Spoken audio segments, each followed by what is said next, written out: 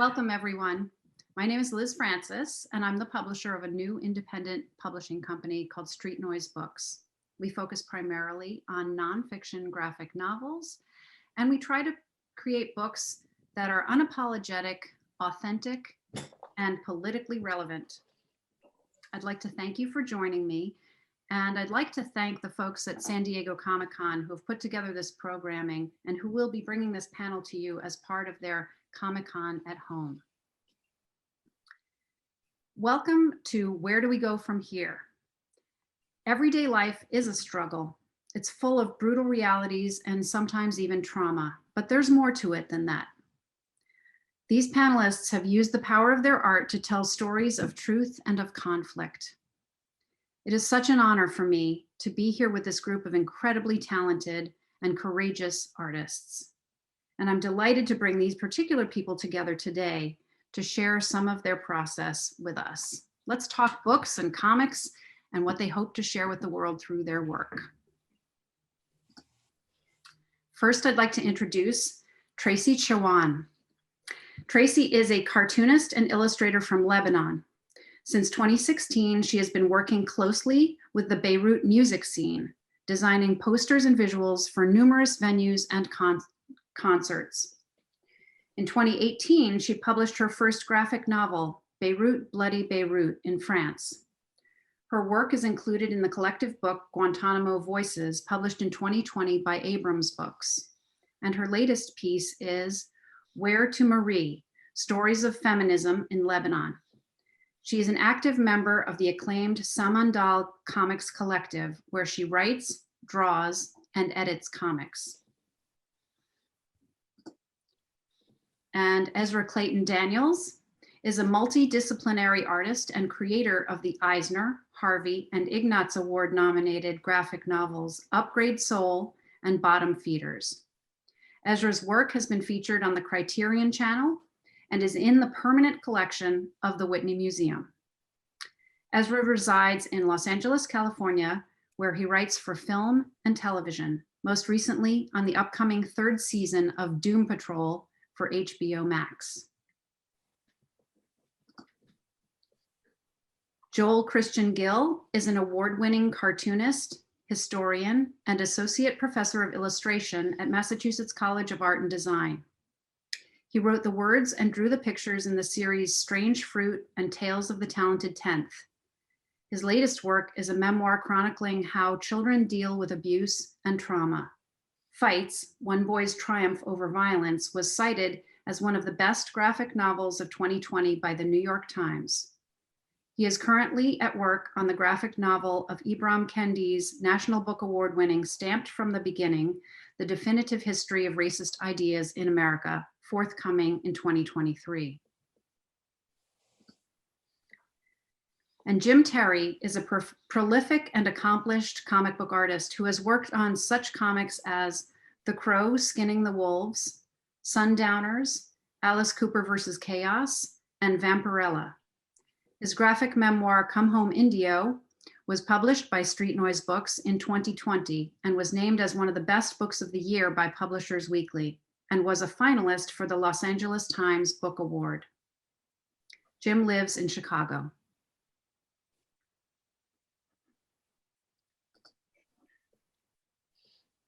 And here we all are. Welcome, all of you. So I wanted to get started by asking each one of you to talk a little bit about your work and maybe what motivates you to explore such challenging subjects of trauma and human conflict. And maybe if you want to talk about the effect of doing that work and how has affected you as a person. Tracy, do you want to get the party started here? For sure. Okay.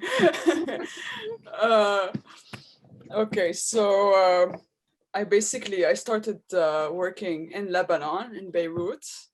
I wasn't really into doing comics at first. I wanted to do posters mainly.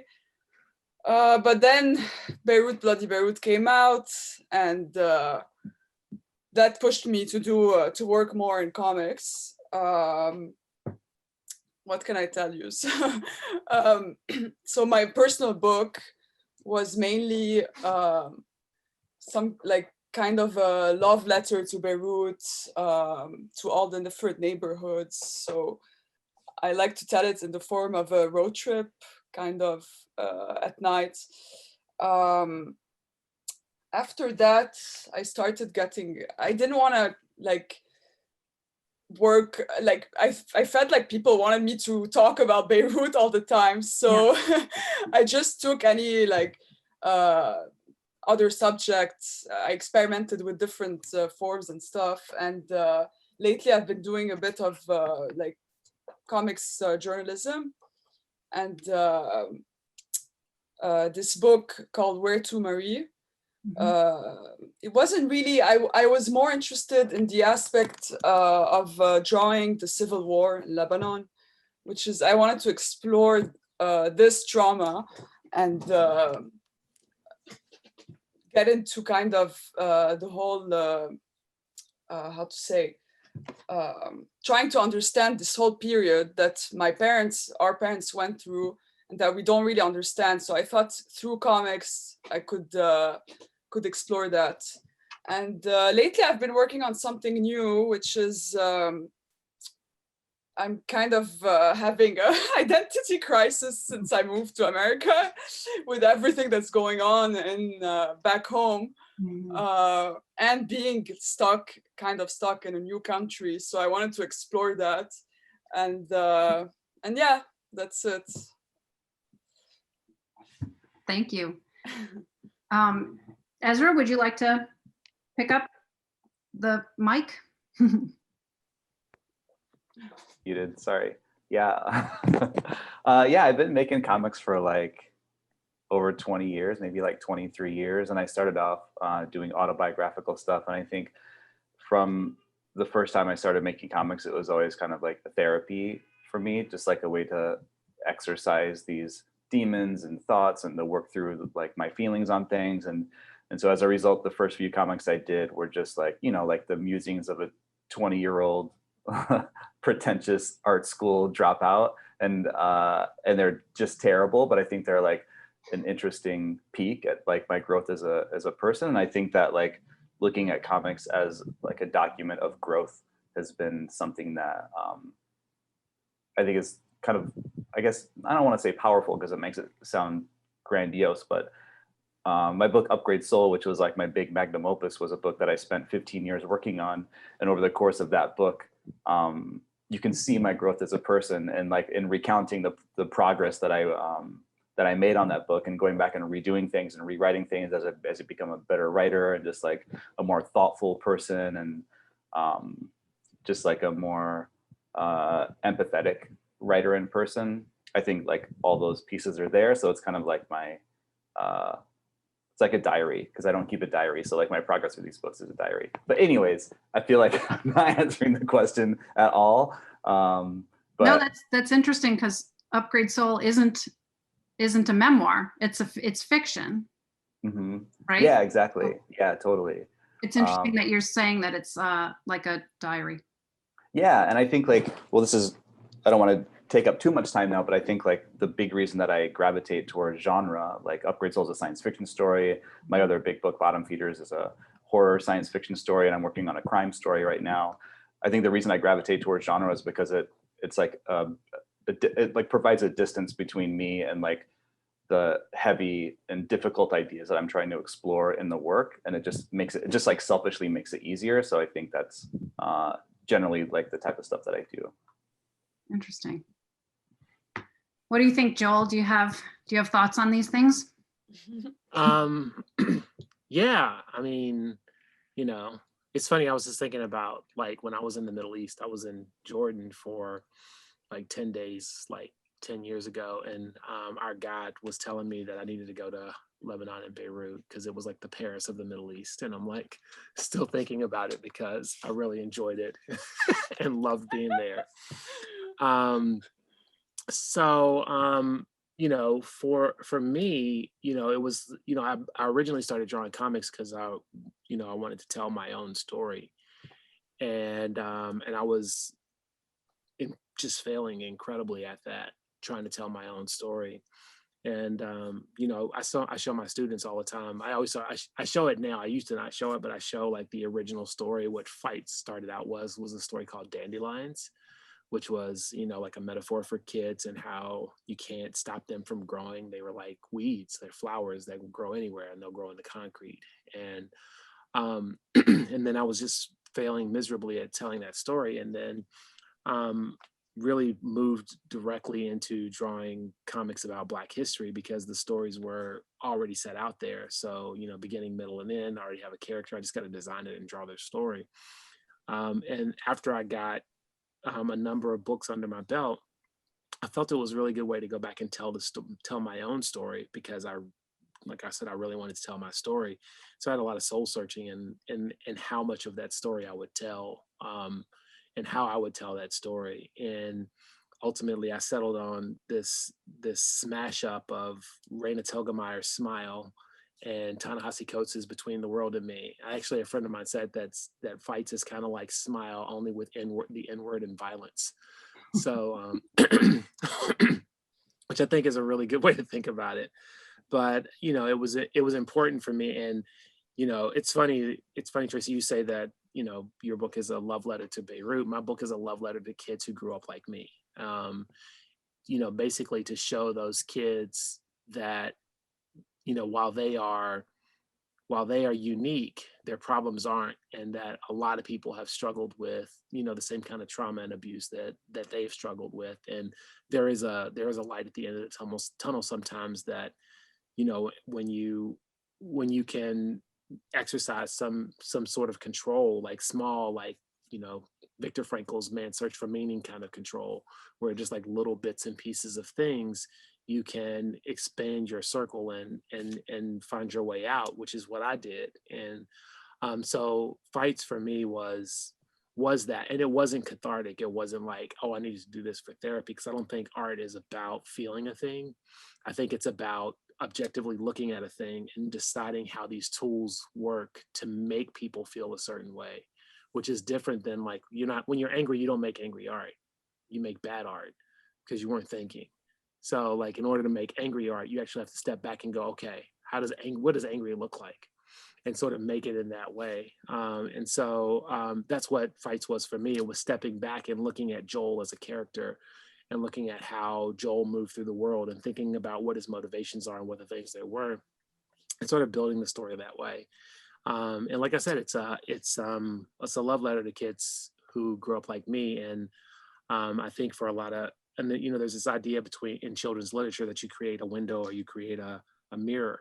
And I think for Fights, for people who didn't grow up like me, it's a window. It's a way to look into someone else's life and see what it's like. It's really about empathy. And for kids who grew up like me, it's a mirror. It's to see that they're not alone. It's to show that you know, like I said, their problems they are unique, but their problems aren't. And there are other people who've done them, who've lived through those similar things. Wow. I think that maybe the window in the mirror could also be applied to Jim Terry's book. What do you think, Jim? Oh, yeah, I suppose so. Yeah, well, I never strove to be I was always uncomfortable talking about myself and my work. And so I always avoided any kind of intimacy as far as that was concerned. I mean, I modeled most of the characters after myself, and whatever it was, they were 90% me half the time.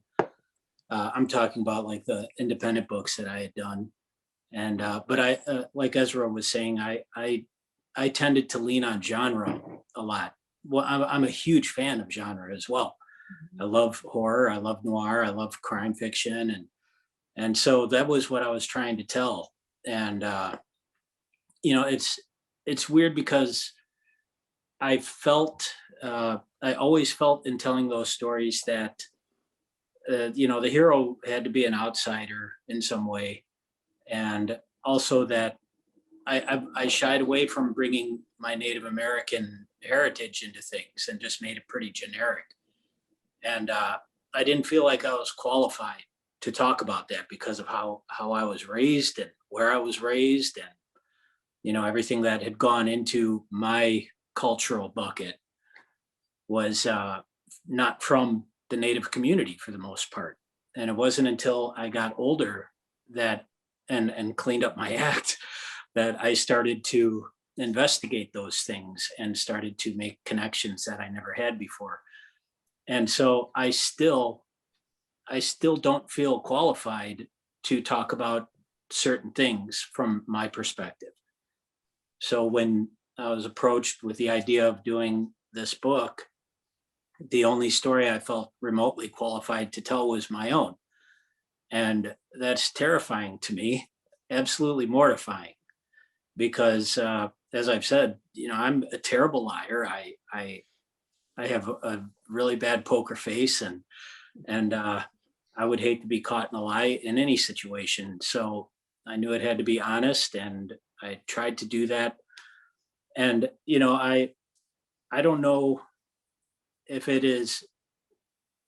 I think that the only thing that I can hope for in doing something like this is to let anybody else who has felt similar to any of the things I'm talking about in there, to let them know that sometimes it's good enough just to get through things, and you can lick your wounds and grow later.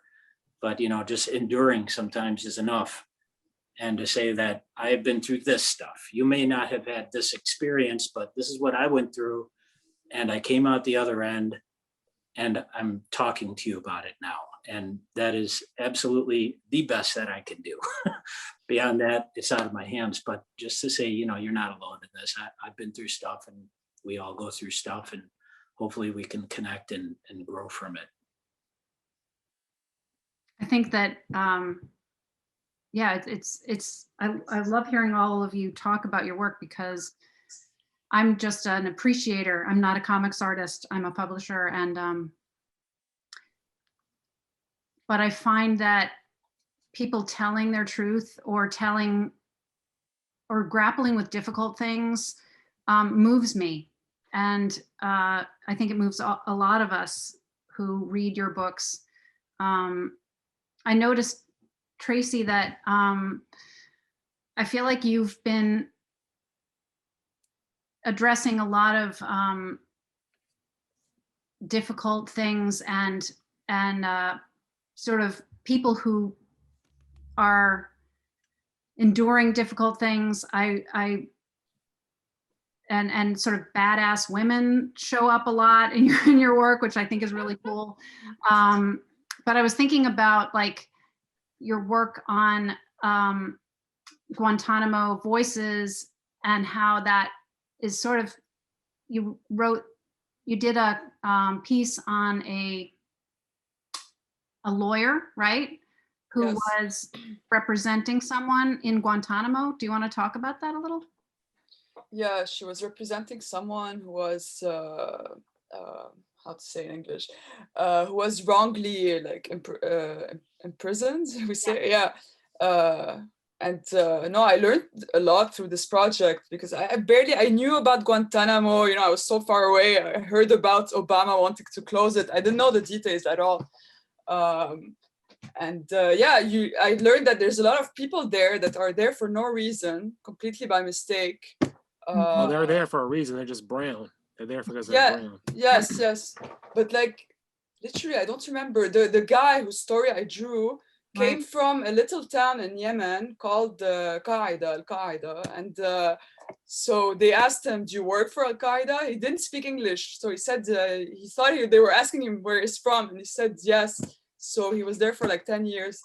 And yeah, in general, like the whole theme, like talking about why this prison exists only because it's only for brown people, and would it exist if it was to imprison white people, Yeah.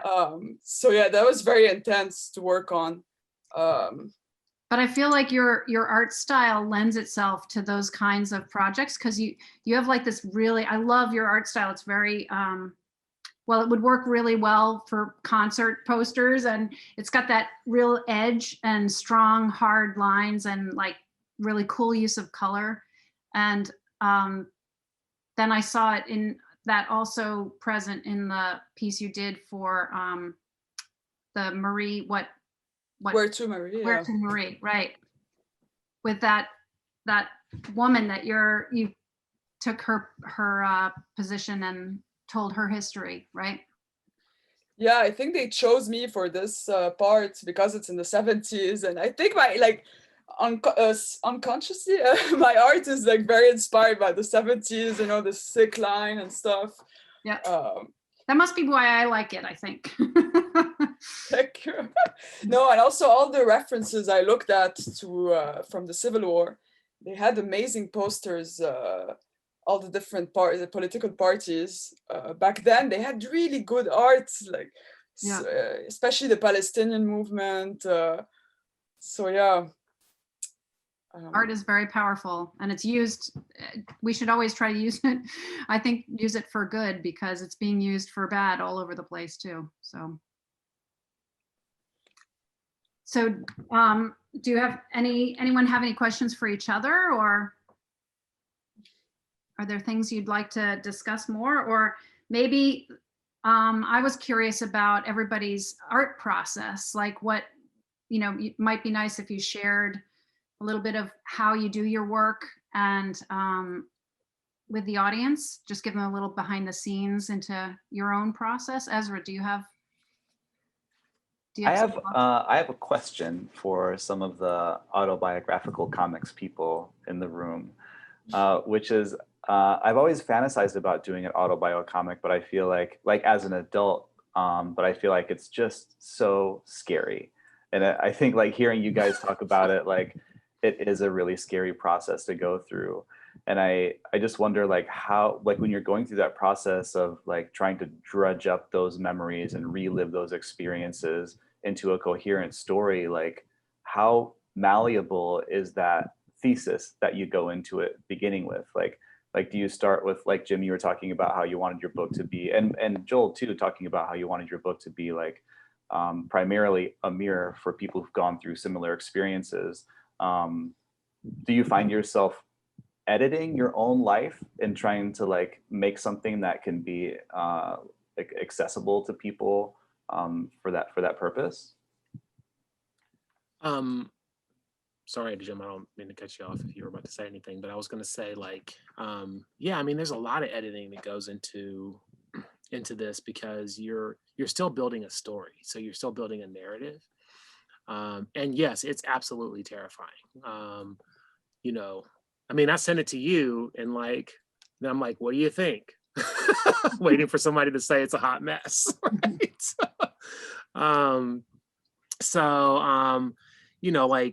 It's terrifying. You put yourself out there because it's kind of like, it's legit. Like I felt like, I'll explain this to my wife. I said, it felt like cutting your wrist open and just bleeding, right? Like, just like watching and like letting people see you bleed.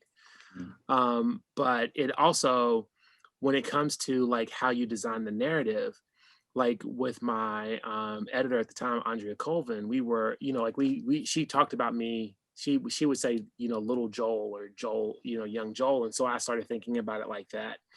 And it is terrifying because specifically with fights, because I don't, I talk about things that lots of men don't talk about in that book, which is, sexual violence and the kind of trauma that I went through, and which is not, it's not something like, I remember talking to a publicist that we were about to hire for the book on Ezra's suggestion, like, you should hire a publicist for the book. I remember Ezra told me that, and I'm like, all right, I'm hiring a publicist. And I hired the publicist, and I hired a publicist, but one that I had interviewed before was like, I would see you on the street and I'd be afraid of you. Like, you'd be the person that I would be afraid of, not knowing that there's all this other stuff, all this other history that you have. So, building this story and putting it out there was difficult, because I was telling people, people like, even my kids didn't know this stuff. Like, my wife of course did, but my kids didn't know any of the things that had happened. And so actually my daughter was in Spain. She was studying abroad at the time.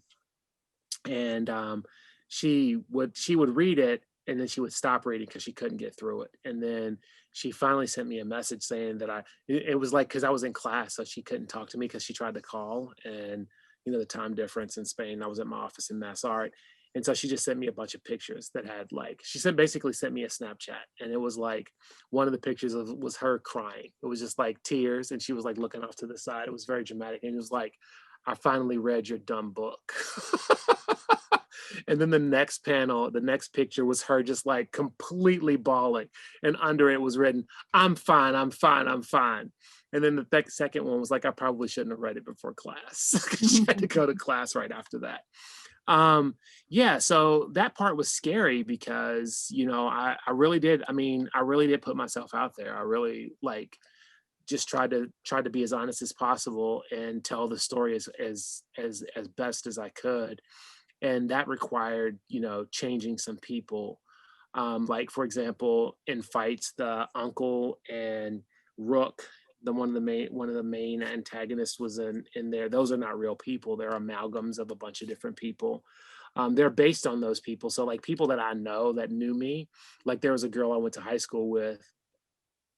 She read the book and she could pick people out. She could say, that's this person. It's not completely that person, but I can see that being that person.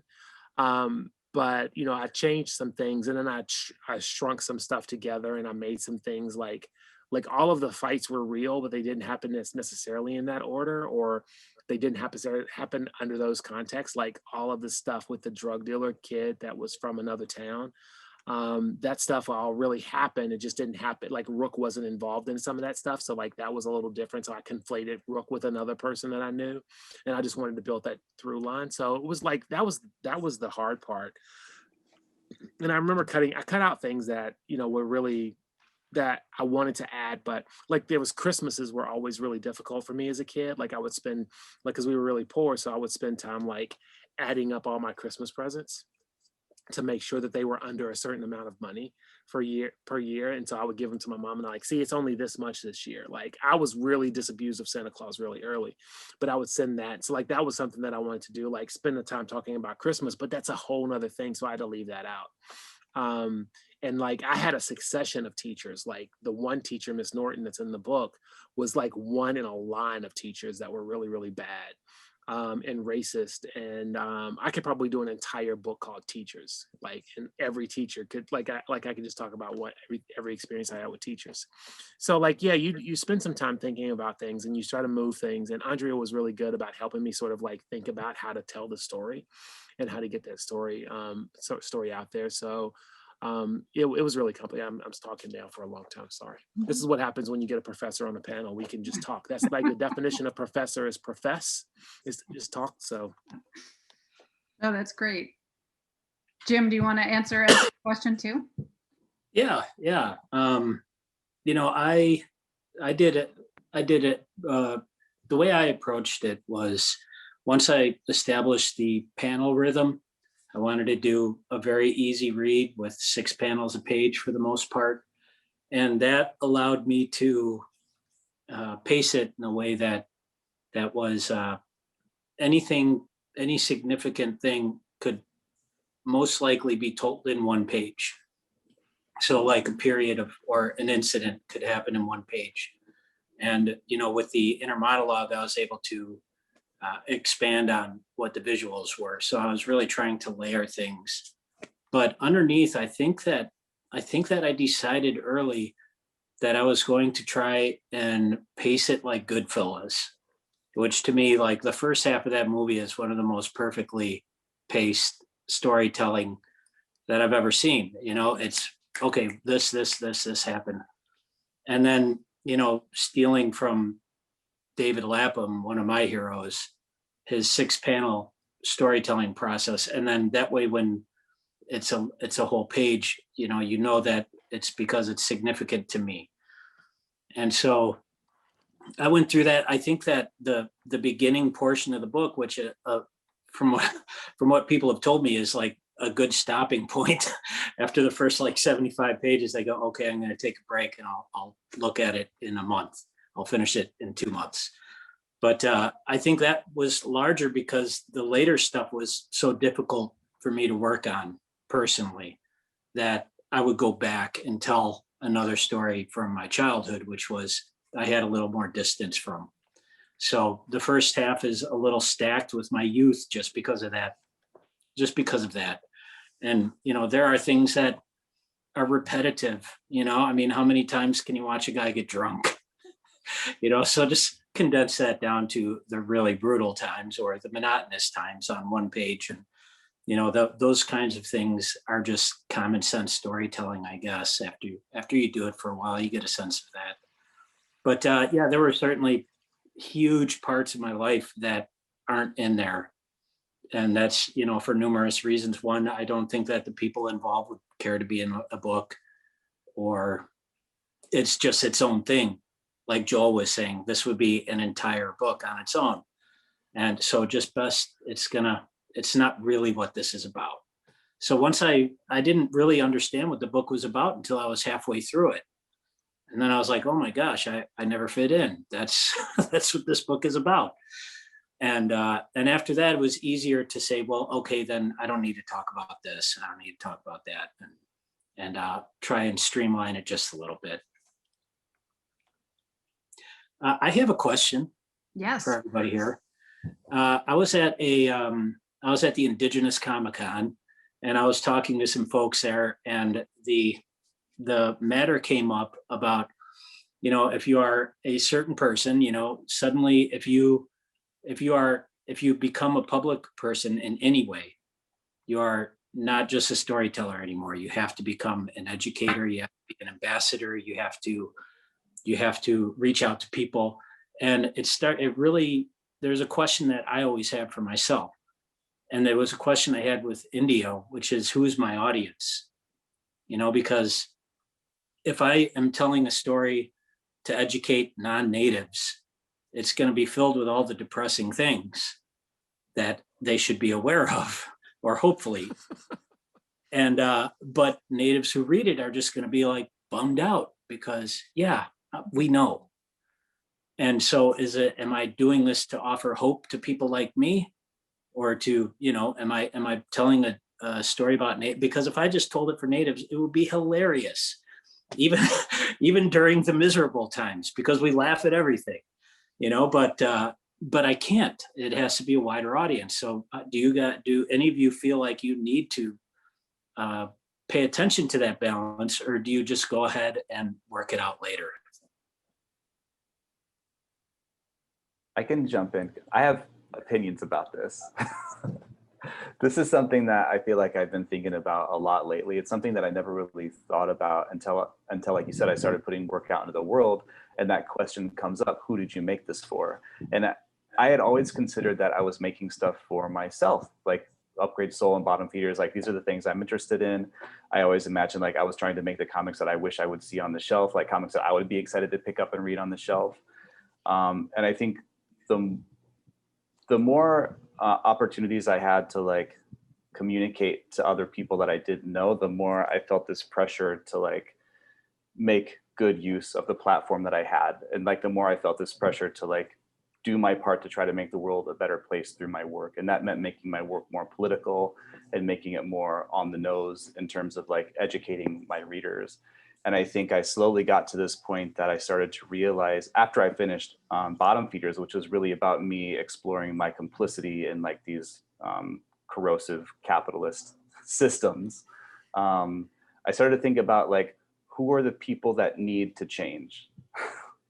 And I realized that it's white people that need to change.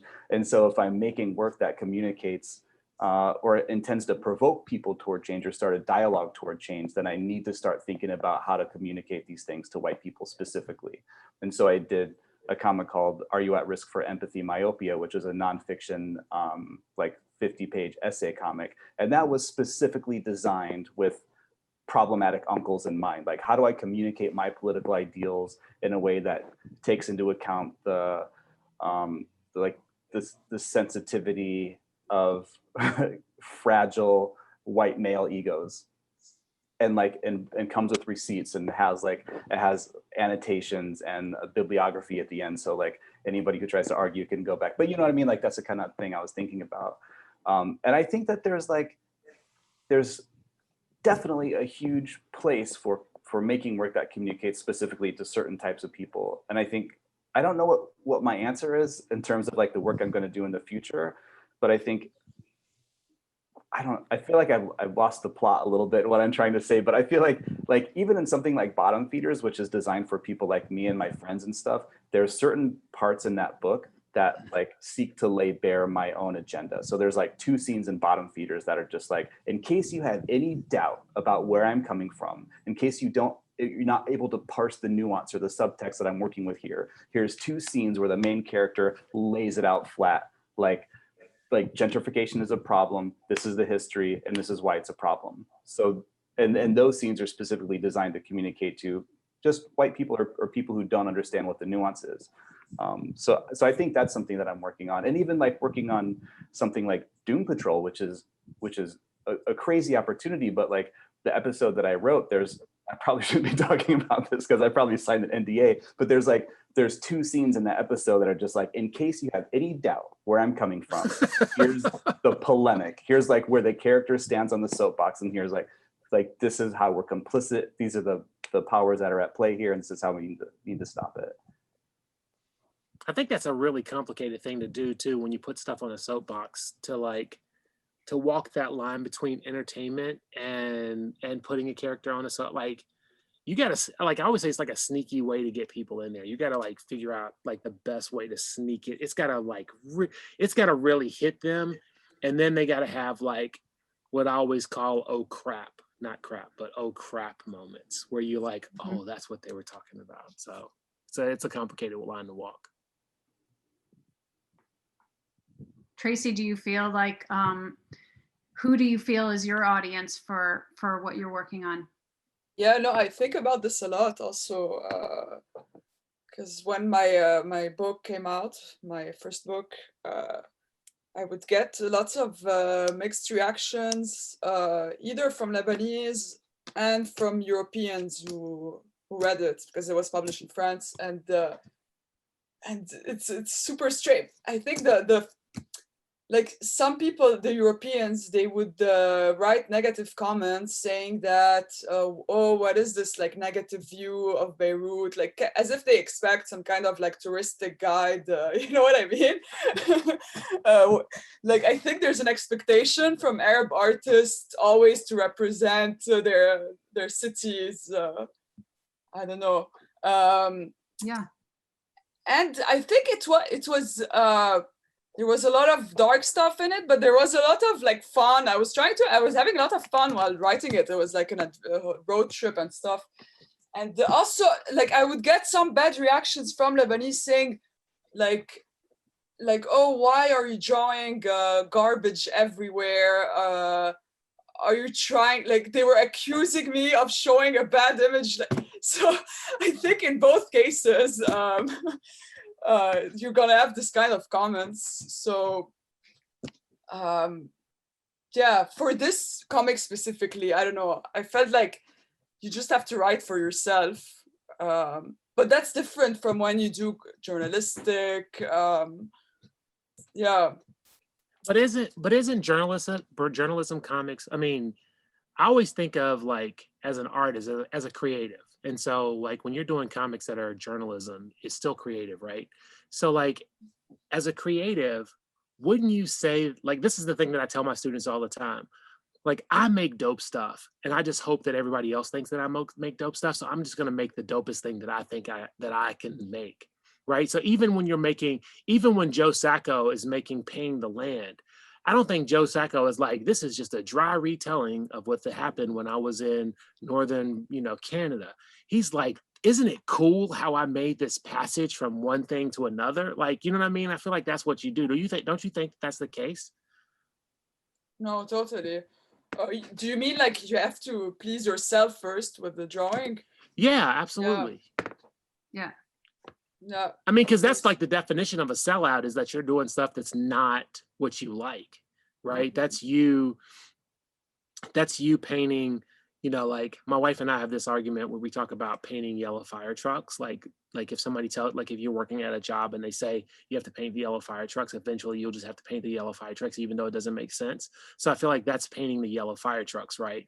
Like if you're painting the yellow fire trucks, you're paying your bills, you're getting what you want, but it's not what you like. So you actually have to do the thing that you're passionate about. Because I think that with, you know, to have any success in what we do creatively, you actually have to be passionate about that thing that you're making it. Like you should want to, you know, like you should want to just be able to like start talking to somebody about something and just like extol about them the virtues of like this comic that you've made. Like, you know, you want to be able to talk about it for a long time, because if it's not, then why are you doing it? It doesn't make any sense. Oh, absolutely. Especially with comics, it takes so much time. Like, Yes. no. Yeah.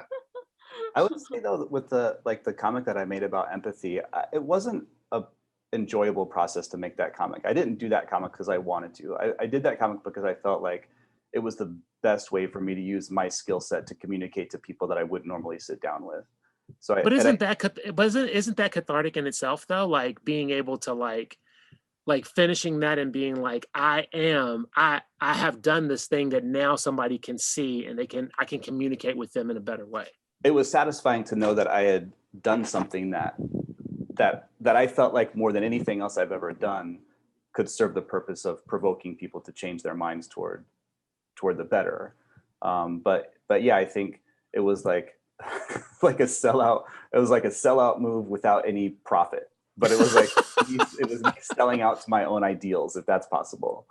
No, I think that's, you know, I feel like I always try to put in every book that I make, whether it's, you know, the historical fiction or the memoir, I try to put things in the books that, like you said, like it make it clear where I stand about things.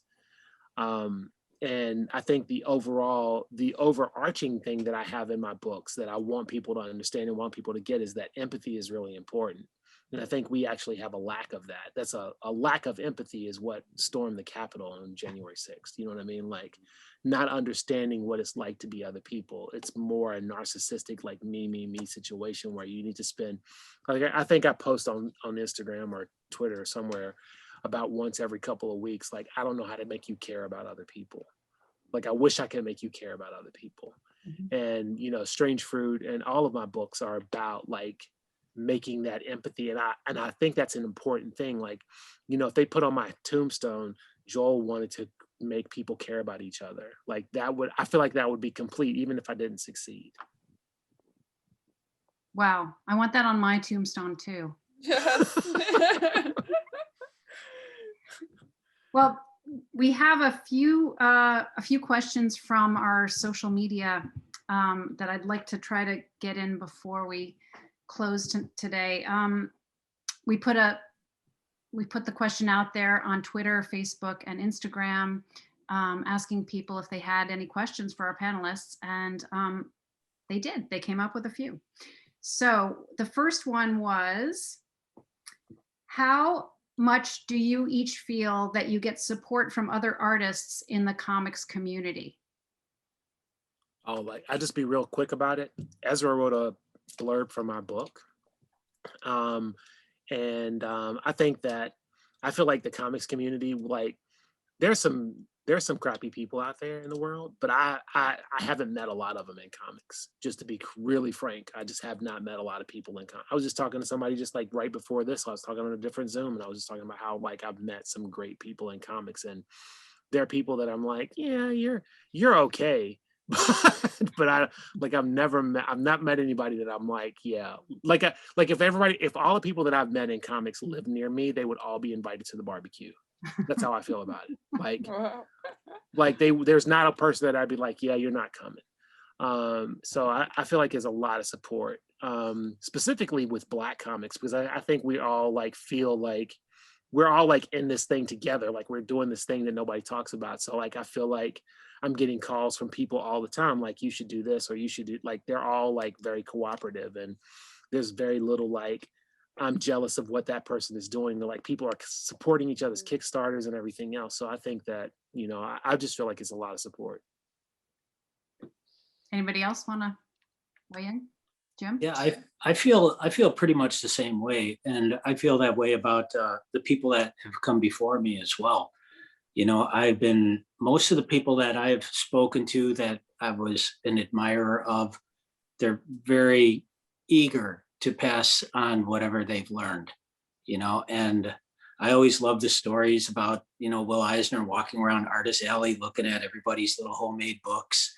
And, you know, I'm not that guy, but I go around Artist Alley all the time, and I love buying what people, unless they're just drawing, you know, Photoshop prints. But if they're making comics, I want your comic. I want your comic. I want to read it. And sometimes the Photoshop prints are good too, though.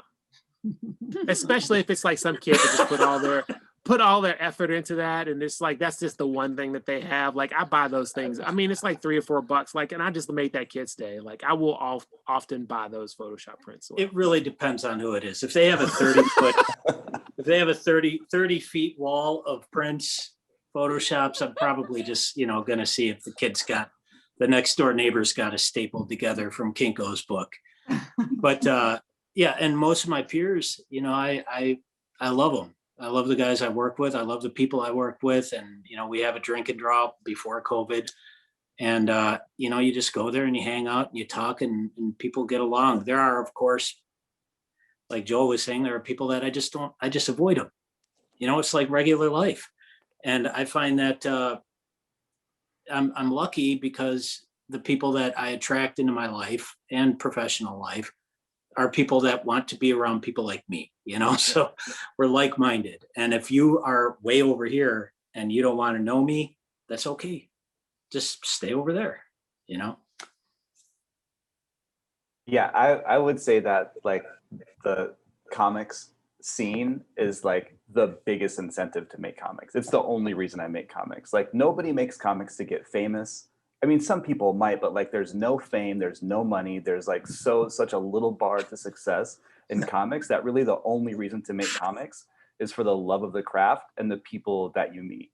And like I'll never stop making comics because it's just like such a, like Joel said, like anybody that I meet through comics, we're instant best friends. Like Jim, I've never met you in person, but Liz said you're going to come to LA, and when you get here, we're going to be best friends because like that's just the way it works in comics. It's just like, yeah, and I wouldn't change it for the world. And I think especially like having the experience of working in other industries where there like are higher stakes and it's more competitive and there's more phoniness, like in screenwriting, it's night and day to comics. Like I would like walk into a room with screenwriters and like I don't know who I can trust. I don't know what's going on here. I don't know who's trying to use me or sabotage me or whatever. But in comics, it's like there's none of that because everybody's just doing it to like express themselves and be heard. And I think that's why it's so easy to support just about anybody doing this work. But I will say I think it's changed a lot in the past like 10 years. I think the comic scene, especially the indie comic scene, has gotten a lot blacker, a lot more female, a lot queerer. And I think that has been super exciting, like going to an indie show, like in LA, we have Kala, or like in Chicago, there's Cake or SPX or whatever. It's like those shows are becoming more and more diverse every year, and seeing these kids come up feeling like comics is a safe space, I think is something that's like really new and super exciting, and just makes me love comics even more. I would say comics is a brave space, like not necessarily safe, like people are going to fight you, like people are going to challenge you on it, but I don't think it's going to be a challenge in a way that's going to make you uncomfortable. It's a good challenge. Like it's like the sharpening knife challenge, right? You don't sharpen your knife on butter, you sharpen it on something harder. And I think that's the brave part of it. Like I feel like people are going to talk to you and you're going to have conversations. And I 100% agree with what Ezra said. Tracy, do you have any thoughts about that? Yeah, well, for me, like one of the hardest things of being away is just my friends. Most of my friends in Lebanon, we have 2 collectives together. We work together. They're all super talented artists. Almost every day we were together, so I really miss them. Yeah. And they've been a huge source of support. And we were always organizing events in Beirut and throwing workshops, and people would come from all over the country. We have And to get you tapped into the Philadelphia comic scene. yes, I'm starting to meet people. Like honestly, I've met Ron Wimberly, who invited me to do something on Lab. He's great. Yes. Ron is good people. Ron is amazing, yes. Yeah, And Ron's good people. and I've met Ben here. I think Ezra, you did a book together. He lives in Philadelphia. So I'm starting to meet people, but I came in a pandemic. I always forget that Ben's in Philadelphia. For some reason, I have him in someplace else, but I always forget that Ben's in other places. Joel always forgets that me and Ben are two different people. That's No. That's a good story. Like, I'm gonna draw that comic. I was actually messaging Ben recently about that. I'm like, I should just draw that comic because it's so hilarious.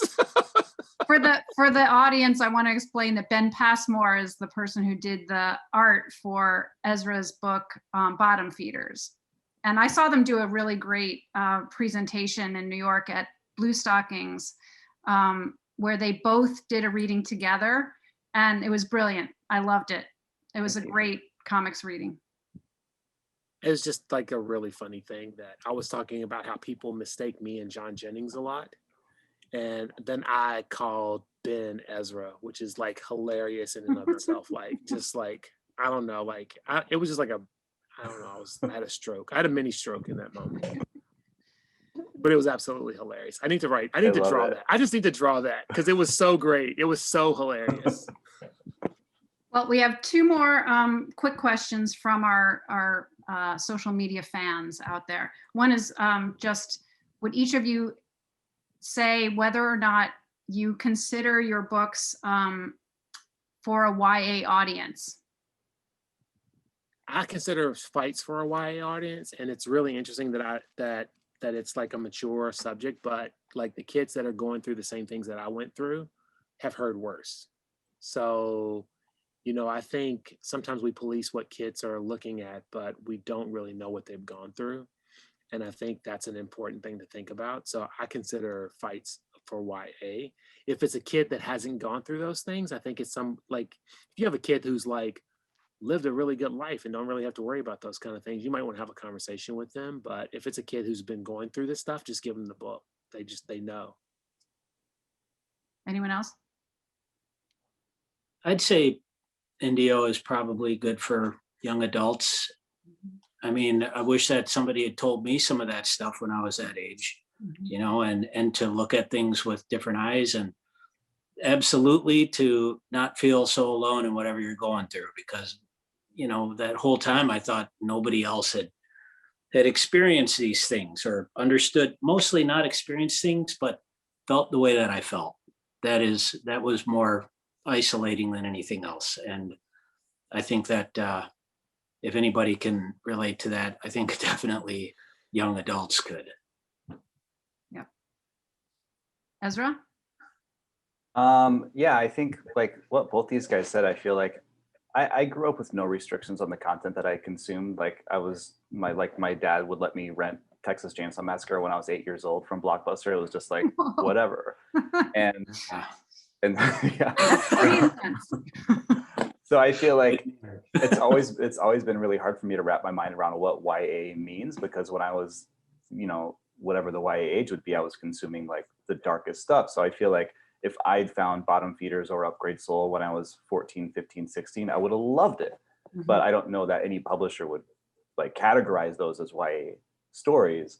And yeah, I mean, like, like I am super close to my niece who's half Native, and she's 12, and I was so excited for Jim's book to come out because she's dealing with a lot of the same things that you dealt with growing up. And as soon as it came out, I gave it to her because like a kid who's been through that, like they're mature enough to handle it. And I know that there was really mature stuff in there, but she's lived it. And I think for her to see that someone else has lived it too is just so powerful. So I think to say that this is a YA book and it's not appropriate for kids under 15 or whatever, it just depends on the kid. But like, if I have kids, I hope I have kids someday, I'm gonna expose them to everything because I turned out fine. Tracy, what about your books? Would you say they're good for teenagers? Yeah, most probably. I think I agree with Ezra. Like, I also grew up. My dad is a translator. He would translate like very trashy American books in Arabic, like Bukowski, you know. So I read some very bad stuff when I was like 12. You know Bukowski is famous here, Yeah, right? yeah. Yeah. So also I didn't have these restrictions, so I don't really know what's appropriate anymore or not.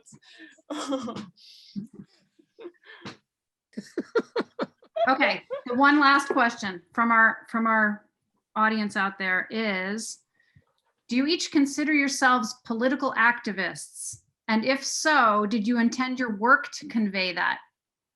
How can you not be political in this? Everything's like, somebody told me once, everything's political. It's right. Everything's political. My existence is political. Mhm. I mean, everybody on this panel, our existence is political. You know, being a woman is a political statement. Being an Arab woman is a political statement. You know, being Native is a political, that's like I can stop talking about it, but the world will actually remind me. Yeah. Especially with everything that's happened in the last year, it was painful for me to realize that there has not been a day that I've been alive that I have not been made aware that I'm Native. You know, where it's just passed by where I don't think about it. And somewhere or another, I think about it at some point. You know, and if I'm around other natives, I'm thinking, this is great. You know, and if I'm not, I'm thinking, I'm different. You know, and it's true that it was a shock for me to realize that. Then, you know, and so like Joel was saying, I don't think I have much choice in the matter. I think the decision was made for me. I am a guy who would just rather, you know, rent Texas Chainsaw Massacre and not think about anything. But you know, there's no way I can and like Ezra was saying, the genre stuff, the best genre stuff was always saying something else. It was always trying to say something, you know, and so even the genre stuff that I do, I'm trying to say something. And I don't always have a soapbox moment, but usually the tone is pretty clear. and so yeah, I don't think that there's any choice in the matter, and I don't think I would. I can't succumb to willful ignorance and live with myself either. So. Yeah, I certainly aspire to be a political activist. There's certainly like huge elements of my personal politics and everything I do, and increasingly so. I don't know if I feel like I haven't earned the title of political activist, but I certainly aspire to it. But yeah, I think like what you guys are saying, there's like, it would be unconscionable to not address these issues in the work that I put into the world. I was just talking to my wife about, just like, my wife is Nigerian Jamaican, and I am white passing, but identify as Black. I'm half Black, in case it's unobvious to anybody who's watching the panel. But I was just talking to her about like, what kind of work would we make if we were straight white men? And like, just even thinking about the possibility that like, there are people out there who have the luxury of just being like, I'm gonna write a story about whatever. There's some crazy story about a guy who wakes up and he's like, you know what I mean? And like, not even have to think about the agenda or the intent or how this is gonna be dissected or what the backlash is gonna be against thing because of the demographic that the creator fits into, is something that I think I can't even wrap my mind around it. But I think, yeah, like you guys were saying, it's just embedded into everything I do by virtue of who I am and what my life experience is. And I don't think it would be possible to make work without taking that into account. Tracy, do you consider yourself a political activist? I don't know. I like the term political activist. Is something else, I think. But of course, my work is political, especially the last few years. Everything that happened back home, you couldn't ignore it. And what I mean by, I don't know if I'm a political activist, I mean that a lot of the time I use drawing to process what I'm going through, or to try to understand what I'm going through, the past, why Lebanon is like this, why am I like this? So I don't know if it's activism, but yeah, definitely I can't like, and also I'm really someone who I really love Lebanon, and I'm very attached to it and its history. And a lot of people in my family are just like, stop it, forget about it. And I'm like, no, I'm just fascinated. So yeah, I can't help it. I don't know. Well, I think I had a really famous, like somebody who I would tell y'all after this is no longer be recorded saying something once that was like, you don't have to be Black all the time. Like, but the truth is you actually do. There's no, like, I can't turn it off. Like you can't, you really just can't turn it off. Like there's no way to not talk about it. It permeates everything you do. And it's, you know, a friend of mine once said this thing that I think was really profound, and I still think about it all the time, is like, you know, can Black artists make art without being influenced by white supremacy? And I'm not sure the answer is yes. Because, you know, like that defines a lot of what I do. It defines my entire life. White supremacy defines my entire life. So, while I don't know if I would say I'm an activist per se, but, you know, whenever I think people are going to see me, I try to make a statement. You know, like I try to say something that I think is going to be profound, or I think that resonates for a specific reason. And I think that's an important thing to do. And that's why I believe 100% that all things we do, as people who are not necessarily in the minority, I mean, not in the majority, should be, you know, we make statements. Like, it's good, you know, even if I don't make a statement, it's going to be in, you know, like analyzed as a statement. So. Well, just real quick, I had an interesting experience here in Chicago. Last year, or when I moved up before the pandemic happened, I moved up to the north side, and I was very near to the American Indian Center, and which I'd never been able to access because I lived on the other side of the city. So I stopped in there and I talked to this fella, and I said, you know, I'm a working artist. I would be happy to come in here and like teach a class or something. And he said, you know, well, what do you draw? And I said, I'm a working artist. I draw whatever they pay me to draw. And he was like, oh, that's good. That's good. Because all these kids, they think they need to draw mountains and wolves and eagles. And that's all they think they're supposed to be drawing. It'd be great to have somebody come in here and show them that they could draw whatever they want. And it really, it kind of, I had a conflicted feeling about it all, because it suddenly made me feel like, what world am I living in? You know, do I want to teach these kids to, you know, whatever identity they're holding on to or think they need to hold on to, am I teaching them to abandon that and accept and how to live in this world? You know, and then the pandemic hit, and that answer did not become an issue, but it's something that I think about now, you know, because I'm not a traditional artist. I'm a working artist today. And how do I reconcile those things? Anyone have a thought about that? I mean, not a thought that I would encapsulate in like 20 seconds. No, it's pretty intense.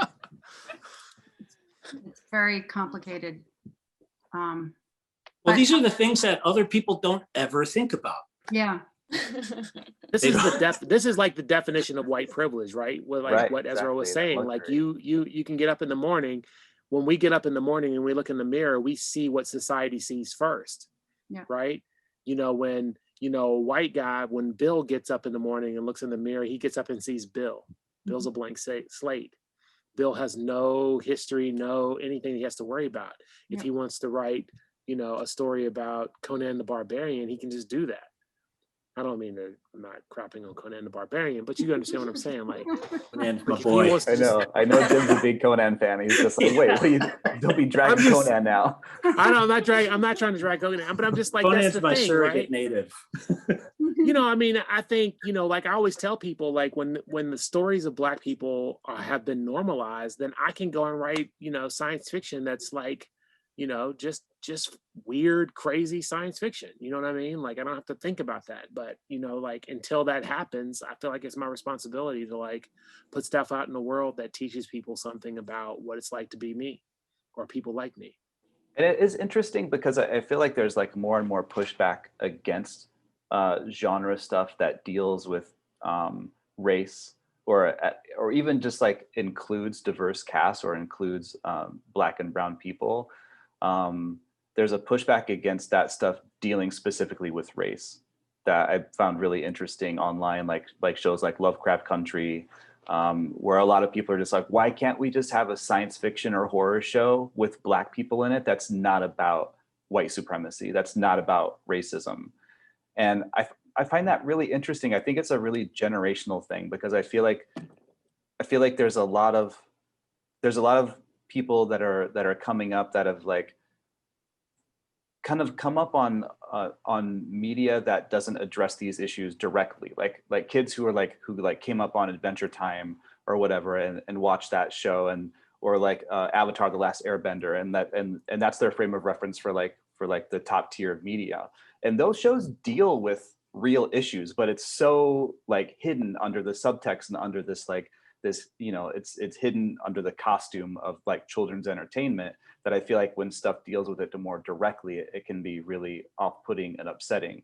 And I think, and I totally agree with the sentiment on the surface that we should be able to write Star Wars starring Black people and have it not be about race. Mm-hmm.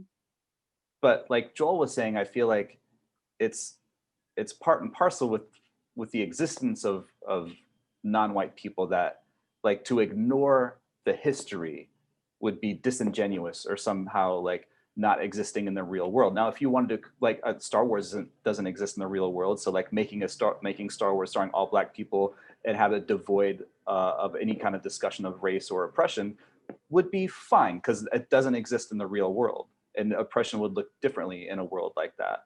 But I do think it's interesting to see like the pushback on that. And I don't know, I'm rambling now, but that's something I was thinking about. It's all really interesting and really complicated, and I hate to cut everybody off because these are just such important things to think about. And I really, really appreciate all of you and your honesty and your willingness to go deep into the issues and share with each other and share with the audience. I'm just honored to have been with all of you in conversation today. And I hope the audience at home has enjoyed it. Thank you all for joining us. And feel free to follow any of these artists on Instagram or Street Noise Books. And if you would like any more information, I'm available by email. My email address is liz@streetnoisebooks.com. Feel free to reach out to me. Have a great day, everybody, and take care and be well.